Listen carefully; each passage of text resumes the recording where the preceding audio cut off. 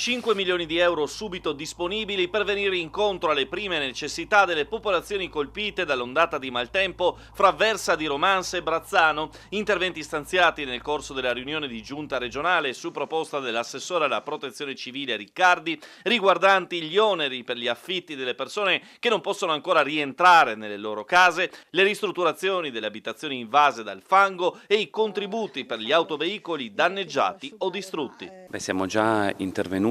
anticipatamente rispetto alla legge di bilancio con un primo stanziamento per riuscire ad intervenire immediatamente, almeno con le prime necessità. Oggi l'assessore Riccardi ha portato una delibera di 5 milioni di euro che va a dare contributi per chi non può tornare nel proprio alloggio, quindi un contributo per l'affitto che va da 400 a 700 euro al mese con un aumento di 200 euro al mese sempre per gli over 65, diamo i contributi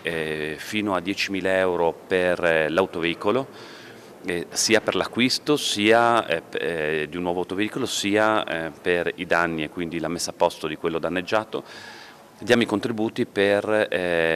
rimettere a posto diciamo, il proprio immobile, dalle cucine ai bagni a ovviamente anche le necessità interne, che va da 15.000 a 5.000 euro rispetto alle diverse tipologie e anche per i condomini fino a 20.000 euro. Quindi un importante primo intervento che ovviamente non è esaustivo, nella legge di bilancio metteremo ulteriori risorse, ma che anticipa anche la dichiarazione dello stato d'emergenza nazionale che abbiamo richiesto.